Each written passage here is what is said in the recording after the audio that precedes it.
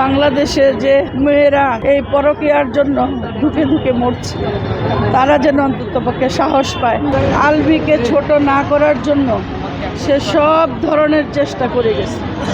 আলবি সম্পর্কে একটা অক্ষর, একটা শব্দ ইকরা বলে যায় নাই। আলবি আমাকে ব্যক্তিগতভাবে এই করছে, সেই করছে, সব আমাদের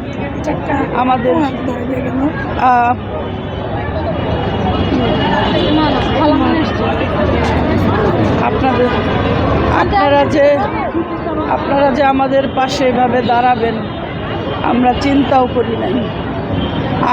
ইকরা, আমি যদি ইকরার পাশে আগে দাঁড়াইতাম, ইকরা হয়তো তখনও সুইসাইড করত।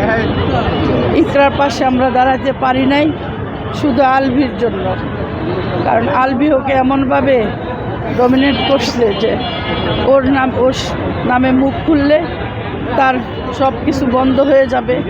তো ইকরাই দায়ী হবে। ইকরা কাউকে দায়ী করে যায় নাই, ইকরা আলভিকেও দায়ী করে নাই, কাউকে দায়ী করে নাই। কিন্তু আপনারা ভালো করে উদ্ঘাটন করেন, ভালো করে আপনারা যদি সত্যিকারের সংবাদ হয়ে থাকেন, আপনারা এটা খুঁজে বের করে প্লিজ আপনারা এক শাস্তির ব্যবস্থা করেন।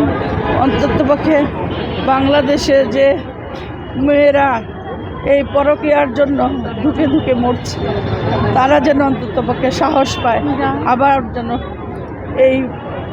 এই প্রতিবাদগুলো যেন অব্যাহত থাকে, এই প্রতিবাদগুলো যেন হারায় না যায়। আমরা মেয়েরা যদি মেয়েদের পাশে না দাঁড়াই তাহলে মেয়েরা বাঁচতে পারবে না। আমাদের মেয়েদেরকে বাঁচাইতে হলে আপনি, আমি, সবাই মাঠে নামতে হবে। সুষ্ঠু তদন্ত বের করুন। আমি মনে করি না যে সোশ্যাল মিডিয়া যত কথা আসতেছে, আমাদেরকে যতভাবে দেখানো হচ্ছে, আমরা ওরকম পরিবারের না। আমাদেরকে এখন আমরা রক্ষা করারও আমাদের কোনো উপায় নাই।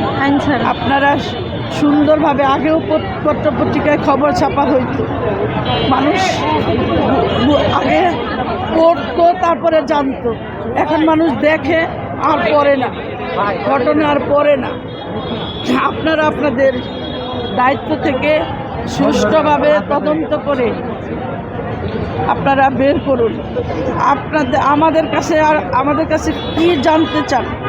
আমাদের দাবি একটাই, আমাদের দাবি তো একটাই,